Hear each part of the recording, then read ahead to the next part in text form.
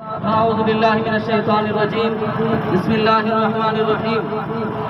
محمد رسول الله والذين معه أشداء على الكفار رحماء بينهم. صدق الله العظيم. وہ عمر جس کے آداب پہ شیدا سکر، وہ عمر جس کے دشمنوں پہ عاشق جہنم، اس کی خدا داد سروت میں لاکھوں سلام.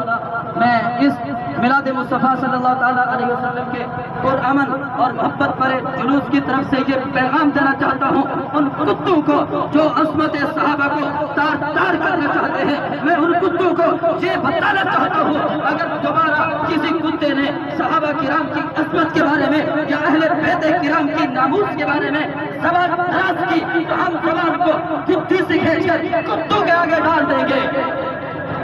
اور حکومت وقت سے میں یہ مطالبہ کرنا چاہتا ہوں اور آپ میرے ساتھ اپنا ہاتھ بلند کر کے اس قرارداد کی منظوری کا اظہار یکجہتی کریں کہ ہم حکومت پاکستان حکومت وقت سے یہ مطالبہ کرنا چاہتے ہیں تحفظ ناموس صحابہ اور تحفظ ناموس اہل بیت بالکل پاس ہونا چاہیے اور صرف پاس نہیں ہونا چاہیے بلکہ اس پر عمل بھی درآمد ہونا چاہیے تاکہ کل کسی اہل سنت و جماعت کے کسی عاشق صحابہ کسی عاشق اہل بیت کو اپنی گن باہر نہیں نکالنی چاہیے، اپنی تلوار وہ نکال کر ان گستاخوں کو کلا کما نہ کرے بلکہ حکومت وقت کا حق بنتا ہے وہ اس طرح کے اقدامات کرے اور ان کتوں کو سر عام سزا دے تاکہ دوبارہ کوئی جرأت نہ کرے.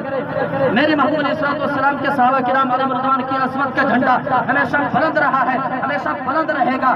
جب حضرت فاروق اعظم رضی اللہ تعالیٰ عنہ آپ فرماتے ہیں نبی کریم صلی اللہ تعالیٰ علیہ وسلم نے فرمایا اگر میرے بعد کوئی نبی ہوتا تو عمر فاروق اعظم ہوتا. میرے محبوب نے فرمایا جس راستے سے عمر گزرتے ہیں شیطان راستہ چھوڑ جاتا ہے تو یہ شیطان کے چیلے میرے عمر کا کیا بگاڑ سکتے ہیں.